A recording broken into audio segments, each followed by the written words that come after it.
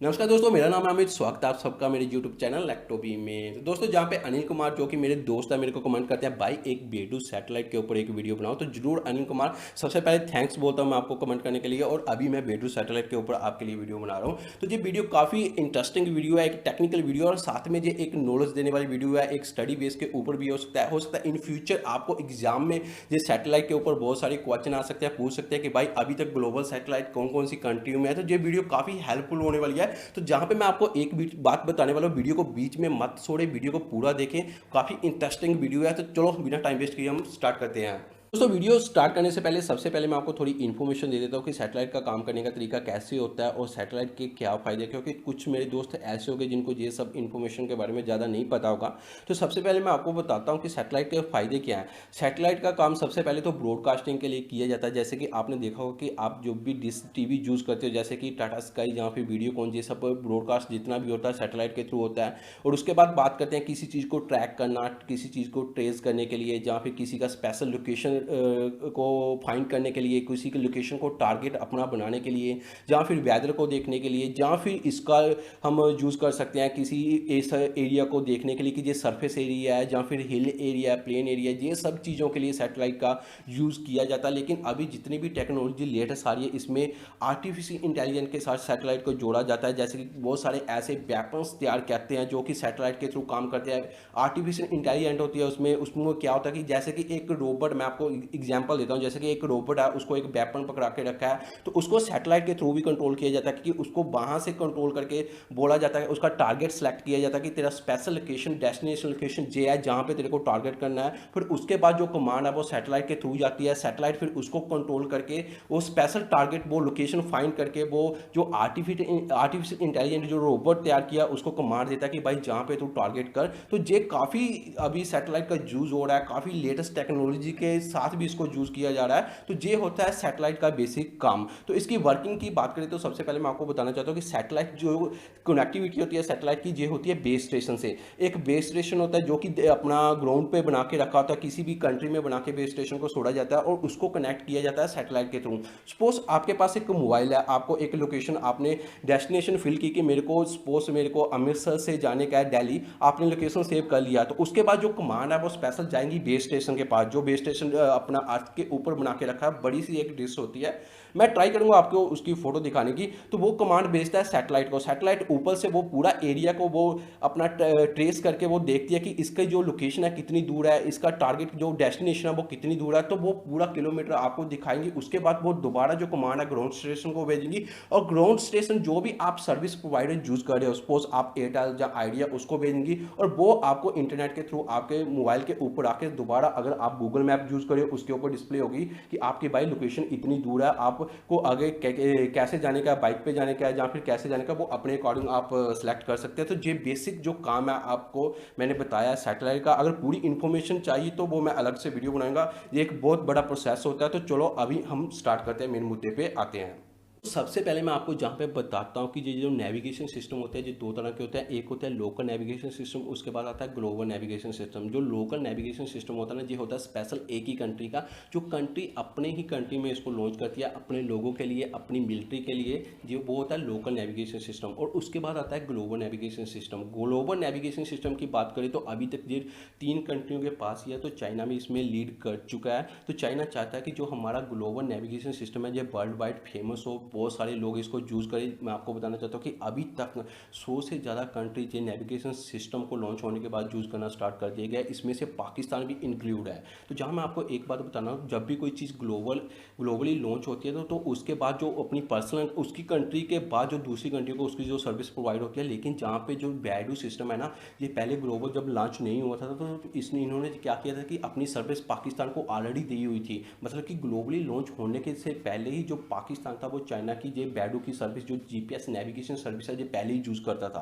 तो जहाँ मैं आपको एक बात और बताना चाहता हूँ कि चाइना पता क्या होता है, चाइना जहाँ पे बोलता है कि ये जो हमने बैडू सिस्टम लॉन्च किया, हम चाहते हैं कि हम यूएसए के ऊपर आएँ और वर्ल्ड वाइड यूएसए से ज़्यादा हमारा जो नेविगेशन सिस्टम है वो फेमस हो जाए। तो जहाँ पे चाइना एक बात और बोलता है कि वो बोलता है कि जितनी भी हमारी चाइनीज़ कंपनी है जो कि दूसरी कंट्रियों में उनके ऑफिस है, मतलब कि चाइना से बाहर जो ऑफिस है, तो वो क्या करें कि वो दूसरा जो अमेरिकन जीपीएस सिस्टम है उसको यूज़ मत करें। वो जो चाइना का अपना बैडू नेविगेशन सिस्टम है उसको यूज़ करें। दोस्तों अभी मैं जो आपको बात बता रहा हूँ वो ये है कि मैं आपको बता रहा हूँ कि कौन सी ऐसी टॉप कंट्री है जिनके पास खुद का अपना ग्लोबल नेविगेशन सिस्टम है। तो सबसे पहले इसमें आता है यूएसए। यूएसए के पास खुद का ग्लोबल नेविगेशन सिस्टम है जिसको वो बोलते हैं जीपीएस, जिसका फुल फॉर्म है ग्लोबल पोजीशनिंग स्विचिंग। तो हम अगर इंडिया की बात करें तो इंडिया खुद भी वो अमेरिका का जो नेविगेशन सिस्टम है उसको यूज़ करता है। तो अगर इनकी सैटेलाइट की बात करें, इन्होंने स्पेस में कितनी सैटेलाइट छोड़ी हैं इसके लिए, तो वो 33 सैटेलाइट इन्होंने स्पेस में छोड़ी हैं। तो उसके बाद बात करें जो आगे दूसरी कंट्री है वो है रशिया। रशिया के पास जो अपना ग्लोबल नेविगेशन सिस्टम है उसको ये बोलते हैं ग्लोनेस। तो इसकी अगर सैटेलाइट की बात करें तो इन्होंने टोटल अपनी 26 सैटेलाइट जो है वो स्पेस में छोड़ी हुई हैं। तो अब उसके बाद जो तीसरे नंबर पे आता है वो अभी आ गया है चाइना। तो चाइना ने जो अपना ग्लोबली जो सैटेलाइट लॉन्च किया उसको ये बोलते हैं बेडू। बेडू की बात करें तो ये टोटल कितनी सैटेलाइट आप कोई अंदाज़ा लगा सकते हैं इन्होंने स्पेस में छोड़ी होगी, क्योंकि अभी तो इन्होंने ग्लोबल सिस्टम लॉन्च किया है।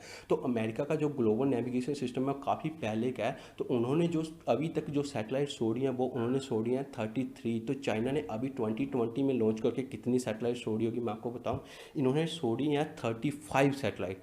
अमेरिका को टॉप किया है इन्होंने, अपना रशिया को टॉप किया है। सबसे ज़्यादा स्पेस में सैटेलाइट इन्होंने छोड़ दिए हैं, 35 सैटेलाइट छोड़ी हैं जो कि ग्लोबल नेविगेशन सिस्टम के लिए जोड़ी हैं। तो अगर इनका जो पर्सनल नेविगेशन सिस्टम है ना, अगर वो वाली सैटेलाइट भी हम इंक्लूड करते हैं तो ये 50 से ऊपर सैटेलाइट हो जाती है। तो चाइना जहाँ पे बहुत बड़ी एक लीड कर रहा है। तो आगे बात करते हैं एक और जो कंट्री है यूरोपियन यूनिट की बात करें तो उन्होंने भी अपना गालीलो जो अपना जीपीएस नेविगेशन सिस्टम है उसको अभी लॉन्च नहीं किया, उसके ऊपर काम हो रहा है। लेकिन ये भी ग्लोबल नेविगेशन सिस्टम है, हो सकता है जल्दी इन फ्यूचर इसके ऊपर भी काम जो फिनिश हो जाए। तो बात अगर टेक की हो तो जापान का नाम ना आए तो ऐसा हो नहीं सकता, जहाँ पे मैं आपको बताना चाहता हूँ कि जापान ने भी ऑलमोस्ट जो ग्लोबल नेविगेशन सिस्टम है वो लॉन्च करने वाला, ऑलमोस्ट उसका पूरा रेडी हो चुका है। हो सकता है ये अगले साल या फिर आने वाले 1-2 साल में उसको लॉन्च कर दे। तो दोस्तों जहाँ मैं आप सोच रहे हो कि यार बात तो इंडिया की आई नहीं कहीं, तो अभी मैं बात आपको बताना चाहता हूँ कि इंडिया के पास कौन सा सिस्टम है। तो इसके लिए थोड़ा सा आपको मैं हिस्ट्री में लेके जाता हूँ। आपको पता कि जब कारगिल का युद्ध हुआ था तो उसमें क्या था कि तो उस टाइम जो इंडिया जो अपना जीपीएस सिस्टम यूज़ करता था, नेविगेशन सिस्टम जो भी यूज़ करता था वो अमेरिका का करता था, जिसको बोलते हैं जीपीएस ग्लोबल पोजीशनिंग स्विचिंग। तो उस टाइम क्या हुआ था कि युद्ध के दौरान अमेरिका ने इंडिया को जो सर्विस देना बंद कर दिया। तो उस टाइम बहुत सारी प्रॉब्लम हो चुकी थी। जो इंडियन आर्मी थी जो उनको पता नहीं चल रहा था कि हमारे दुश्मन कितनी दूर हैं, उसकी लोकेशन क्या है, और उसके जो अब जितने भी बड़े बड़े जो व्हीकल्स हैं जैसे टैंक है, वो आर्मी की बड़ी बड़ी गाड़ियाँ जो दुश्मन की हैं उसको ट्रैक करना मुश्किल हो रहा था। मिसाइल छोड़ने में प्रॉब्लम हो रही थी, क्योंकि मिसाइल से जो सैटेलाइट जो डायरेक्शन उसकी देखते हैं ना, वो भी सैटेलाइट के थ्रू देखते हैं कि इसका जो हमारा डेस्टिनेशन है वो कितनी दूर है, हमारा दुश्मन कितनी दूर है, उसके ऊपर मिसाइल जो छोड़ने का जो डिस्टेंस है वो कितना है, क्या हमारी मिसाइल में इतनी पावर है कि वो वहाँ तक पहुँचाए। तो वो भी जितना भी कंट्रोल होता था वो सैटेलाइट के थ्रू हुआ था। तो ये सब देख के जो इंडिया को उस टाइम बहुत ज़्यादा गुस्सा आ गया था। तो तब इंडिया ने क्या किया था कि अपना खुद का एक नेविगेशन सिस्टम तैयार किया जिसका नाम था नेविक। तो नेविक का अगर मैं बताऊं तो ये क्या है कि ये इंडिया का एक पर्सनल, जो मैं आपको बताऊं, ये पर्सनल नेविगेशन सिस्टम है। ये ग्लोबल नेविगेशन सिस्टम नहीं है जैसे कि चाइना, रशिया, अमेरिका ने लॉन्च किया है। ये इंडिया का पर्सनल नेविगेशन सिस्टम है। इसमें क्या होता है कि इंडिया की जो आर्मी है वो भी इसको यूज़ करती हैं, इंडिया के लोग तो अभी बहुत कम यूज़ कर रहे हैं।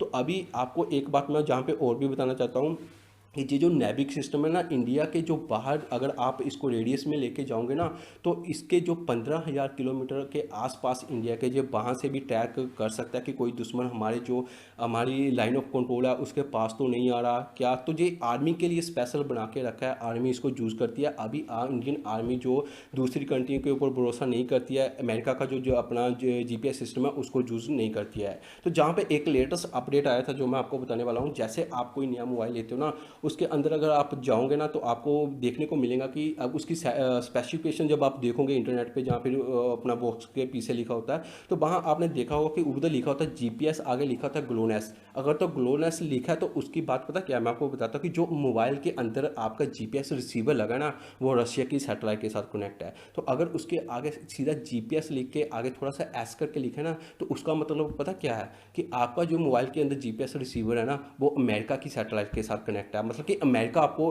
आपकी इन्फॉर्मेशन लेगा, उसके बाद आप कहाँ जाने का लोकेशन कैसे ट्रैक, आपको वर्किंग बताया था ना कि जीपीएस सैटेलाइट कैसे काम करती है, वैसे ही वो उसका प्रोसीजर होगा, वो अमेरिका के सैटेलाइट के पास जाएगा। लेकिन अभी जो इंडियन गवर्नमेंट का नेविक सिस्टम है ना, इंडियन गवर्नमेंट ने जो क्वालकॉम चिप है ना, आपको पता होगा जब भी आप मोबाइल की स्पेसिफिकेशन देखते हो वहाँ लिखा होता है क्वालकॉम स्नैपड्रैगन 855 ऐसे करके लिखा होता है, तो वो जो प्रोसेसर मोबाइल के लिए स्मार्टफोन के लिए बनाता है ना, तो अभी उसमें जो नेविक आईसी है ना, जो नेविक जीपीएस सिस्टम है, वो क्वालकॉम उसके अंदर लगाएगा। जितने भी मोस्टली मोबाइल इंडिया में लॉन्च हो गए ना, वो अभी इंडिया की जो पर्सनल सैटेलाइट है ना नेविक, उसके ऊपर काम करेंगे। तो ये बात है, मैं आपको जो बताना पाता हूँ कि कौन सी टॉप कंट्री है जो अभी ग्लोबल नेविगेशन सिस्टम के ऊपर जिनका हक है।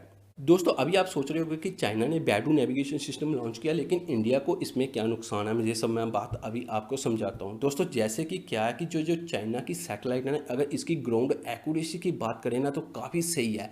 इसकी एक्यूरेसी 2.2 तक आपको देखने को मिल जाएंगी। इसका मतलब क्या है, मैं आपको सिंपल लैंग्वेज में समझाता हूँ। सपोज कि जैसे चाइना को कोई लोकेशन चाहिए इंडिया की, ठीक है, स्पेशल लोकेशन उन्होंने देख ली कि जहाँ उसको लोकेशन पता करना है कि ये कैसी है, हिल एरिया, प्लेन एरिया, जहाँ फिर क्या है, वो कमांड देगा सैटेलाइट को, ठीक है। सैटेलाइट जैसे उसको ट्रैक करती है, अगर तो ग्राउंड उन्होंने बोला कि 2.2 जो मीटर है ग्राउंड से एक्यूरेसी उतनी है, तो वो 2.2 मीटर जो ग्राउंड के ऊपर वो अपनी जो सैटेलाइट है रेडियो वेव्स अपनी छोड़ेंगी। तो जैसी रेडियो वेव्स 2.2 मीटर के ऊपर आती है ना, वो जैसे उस एरिया में वो जो वेव्स हैं वो सर्फ करेंगी, वो स्ट्राइक करती हैं। उसके बाद जो वेव्स होती हैं वो स्ट्राइक करती हैं। अगर तो सपोज उधर एक घर है, ठीक है, थोड़ी वेव्स इस साइड से आ रही हैं, वो स्ट्राइक कर लिया, थोड़ी वेव्स पीछे से आगे स्ट्राइक किया घर को, थोड़ी इधर से आके वेव्स जितनी भी रेडियो वेव्स आई वो स्ट्राइक करिए घर को। तो उसके बाद जो कट ऑफ होता है ना वेव्स का, जैसे इस साइड आ गई जो घर में, तो अभी दीवारों के साथ स्ट्राइक नहीं करेंगी, उस उधर से स्ट्राइक करके वो मूव हो जाएंगी। तो जो उनका कट ऑफ वेव का एक व्यू बनता है ना, वो व्यू जाता है सीधा चाइना के पास, जो भी उस सैटेलाइट को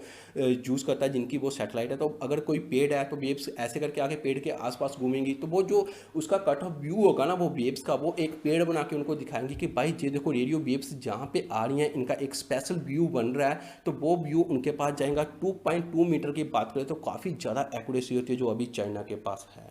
तो अभी मैं आपको समझाता हूँ कि इसके ग्राउंड स्टेशन की बात करूँ। अगर इसकी ग्राउंड स्टेशन की बात करें तो इन्होंने चाइना में तो ग्राउंड स्टेशन इनके हो गई, क्योंकि उनका खुद का अपना नेविगेशन सिस्टम है, वहाँ तो हो गई। तो इन्होंने एक जो ग्राउंड स्टेशन है वो अपना बना के रखा है पाकिस्तान में। तो अगर इनका ग्राउंड स्टेशन पाकिस्तान में आता है तो वहाँ से भी रेडियो वेव्स जो है इंडिया तक जाएंगी, इंडिया की लोकेशन को ईजी ट्रैक कर सकती हैं। जो एरिया पाकिस्तान के पास पड़ता है कि वो कैसा एरिया है, क्या उसको टारगेट करना सही है। और दूसरी बात जहाँ पे मैं आपको और बताता हूँ, अभी जो रिलेशनशिप नेपाल के साथ भी हमारे थोड़े अच्छे नहीं हो रहे हैं, थोड़ा ऐसा झगड़ा चल रहा है। तो जहाँ चाइना के साथ नेपाल का रिलेशनशिप काफ़ी सही है, तो अभी चाइना कोशिश करेगा अपना दूसरा जो बेस है ग्राउंड स्टेशन है वो अपना नेपाल में बनाने का।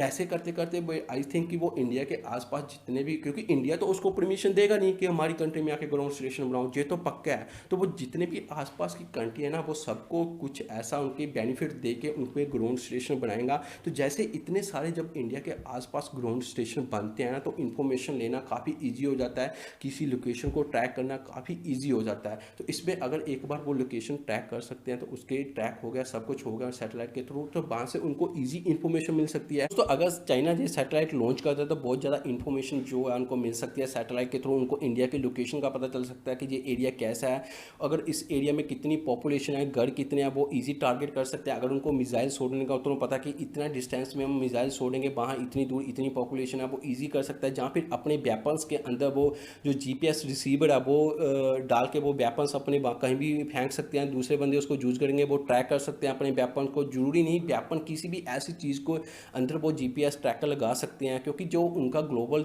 सिस्टम है अपना सैटेलाइट का, फ्रीक्वेंसी की बात करें तो वो सैटेलाइट का ग्राउंड स्टेशन के बहुत पास हैं, ईजी इन्फॉर्मेशन रिसीव कर सकते हैं, सैटेलाइट को भेज सकते हैं, दोबारा चाइना के पास जो बेस स्टेशन है वहाँ जाएगा, उसके बाद वो चाइना को रिसीव हो सकती है। मतलब कि काफ़ी ऐसी इन्फॉर्मेशन है जो चाइना अभी सैटेलाइट के थ्रू प्राप्त कर सकता है। और जहाँ पे एक बात है, अगर आर्टिफिशियल इंटेलिजेंस की बात करें तो वो भी तैयार करके उनको वेपन्स पकड़ा के या फिर कुछ भी ऐसा करके हमारे एरिया में छोड़ सकते हैं, क्योंकि वहाँ से उनको सैटेलाइट के थ्रू वहाँ से कंट्रोल कर सकते हैं। उनको पता कि एरिया कितनी दूर है, कितनी दूर हमारा जो एनिमी है उनको पता चल सकता है, उसको टारगेट करना ईजी हो सकता है। तो ये बातें चाइना के लिए काफ़ी ज़्यादा हेल्पफुल हो सकती हैं। तो जहाँ पे इंडियन गवर्नमेंट को थोड़ा सा ध्यान देना चाहिए, इंडिया को जो नेविक सिस्टम है अपने खुद के लोगों को वो देना चाहिए कि भाई तुम स्मार्टफोन में, जहाँ तक कि जो बड़ी बड़ी कंपनियाँ, अभी तो बहुत सारी मैन्युफैक्चरिंग कंपनियाँ इंडिया में है, इंडिया में मैन्युफैक्चर बना रहे हैं, पहले तो इंडिया में नहीं बनते थे, तो अभी उनको पुश कर सकते हैं कि अपने जो जीपीएस सिस्टम है वो इंडिया का यूज़ करो, नेविक उसके अंदर डालो, वो भी इसके अंदर नेविक डाल सकते हैं। खुद का जो इंडिया का नेविक सिस्टम है, ग्लोबल सिस्टम, उसको खुद के लोगों को भी देना चाहिए। भाई तुम खुद भी लोगों को जांच करो, हमको अमेरिकन या फिर किसी और कंट्री का